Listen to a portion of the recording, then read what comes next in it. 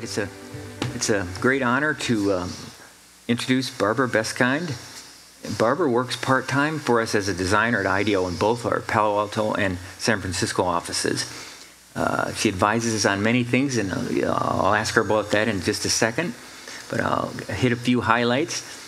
There's a lot written about her on the web, but I'll get one or two things off here. Her college education degree is in applied arts and industrial design from Syracuse University, and she graduated in 1945.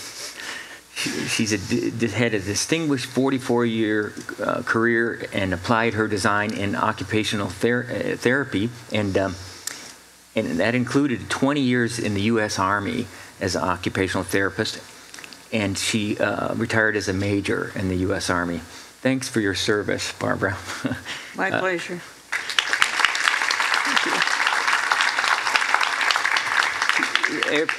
She's been sought out for many ways for her opinions on things. She's been recently interviewed by NPR twice, by the BBC. She's been on the Today Show.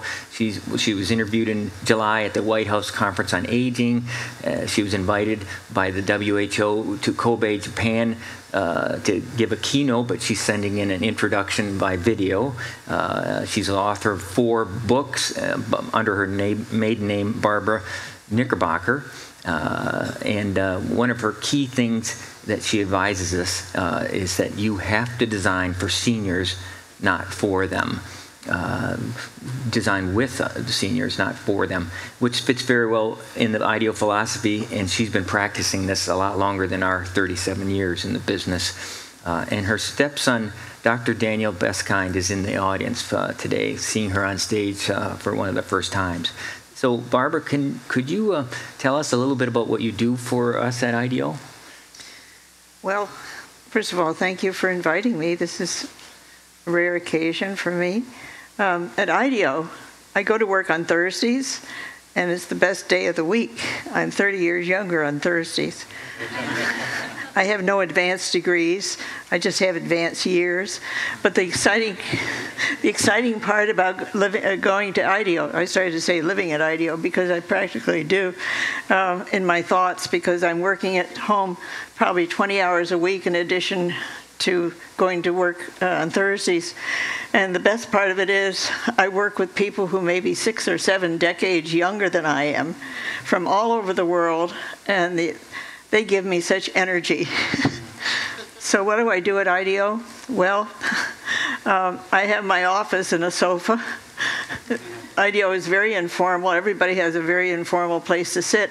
And I sit at a certain place near the food gallery. And people come and make appointments with me on Thursdays as to when they want to come back and meet with me. And I have the best life possible. This is the best adventure, the most adventurous chapter of a long career that's been like a layer cake, and going to IDEO is the frosting on the cake. At IDEO, I've been working on products such as holders for contact lenses, so that elderly people or people with low vision, such as myself, I have macular degeneration, and I'm legally blind, so that they could get them out safely and be able to use them. And the reason this is important, it's not for cosmetics, it's not for style that they need contact lenses. Now there are contact lenses that deliver certain drugs for glaucoma, people who have dry eyes and have to put in drops every 4 hours. This is an automatic system that's been on the market, I guess, for a while.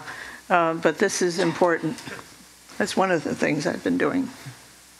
And there's many more. People line up to ask for her advice and get her opinions on things on Thursdays. And she splits her time between both of our offices and takes the train down and walks over to our office. Wonderful to see. Barbara, what advice would you give to companies out here listening to find people like yourself to hire? There are many people out there who have talents, who have time, and that's what you folks don't have. But people like myself have time to think. I would go to SCORE. That's a well-known business organization that helps elderly people. I mean, people who need startups. They're retired people who. I would go to American Association for Professional Women. There's some wonderful people there with talent who have retired. I would go to universities and colleges that have courses, such as Dartmouth had for Iliad, a course, and Colby Sawyer at New London, where I taught in the Adventures in Learning. These are courses 4 to 6 weeks, taught by very talented people on their own subjects. They're for people of 50 and over. I would go there and start a discussion group and see what talents come up, and then match the talents you need for your office, for your business, and the talents that are available. There's a wealth of information out there. And elderly, don't forget the elderly. They can give you help.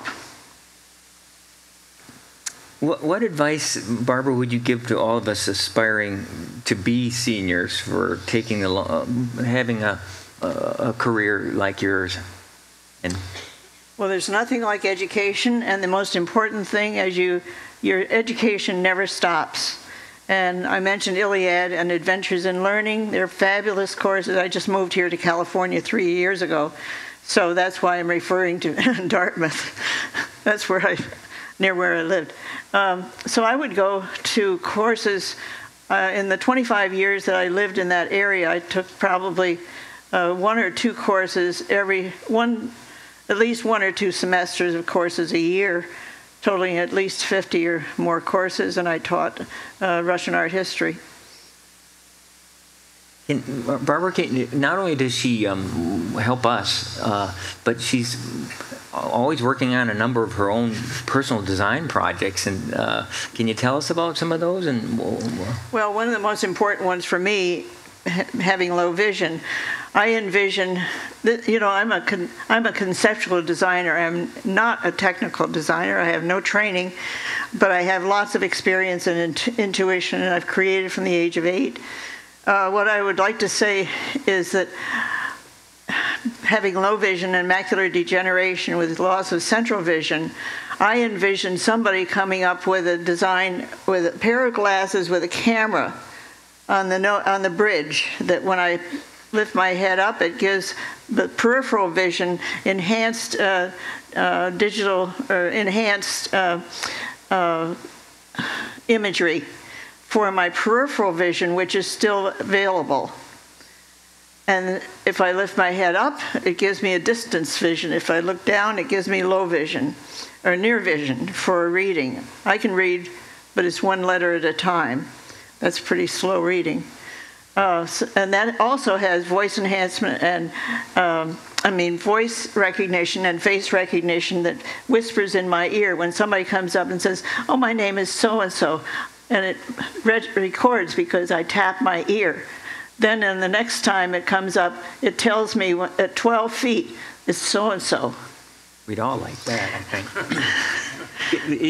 We think of her as a kind of a natural design engineer. Tell us about some of the things she's prototyping and building things in front of us sometimes. And talk about the walkers and your... Well, the walkers we have, they were all right for me when I needed to have weight bearing. I was 25% weight bearing when I fell backwards off a curb in the snow and ice in New Hampshire because I had heavy boots on. I couldn't feel where the curb was.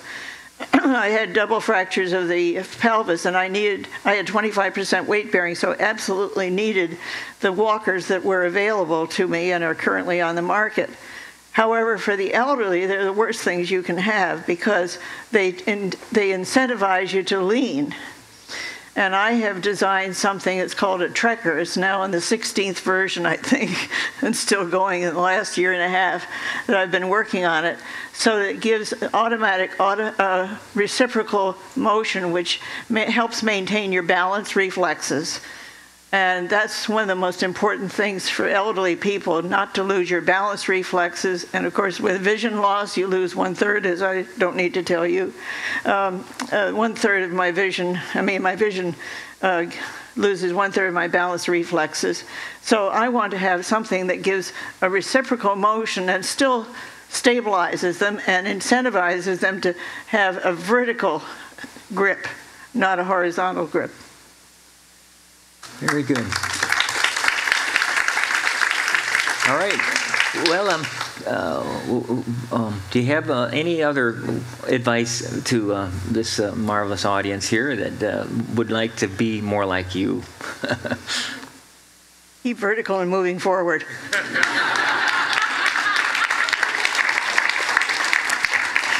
All right.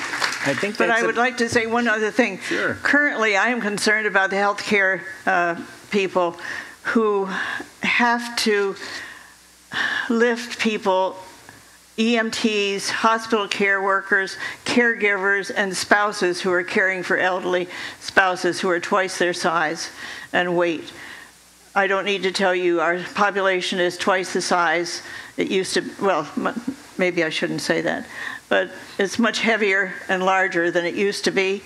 And I worry about the health of the healthcare workers, because when they age, they'll age faster. They're at risk for early aging. They'll have back pain and shoulder pain. And I would like to see what we can do. There's a human augmentation system that, what's the firm here in town?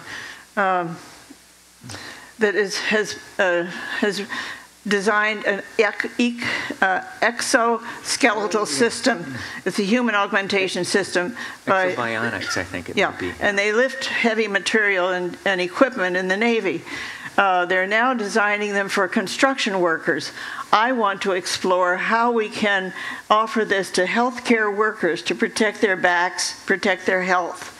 Especially for EMTs and for people in the hospital who have to lift people off gurneys, and for elderly people who I see in my residential community taking care of people who are twice their size.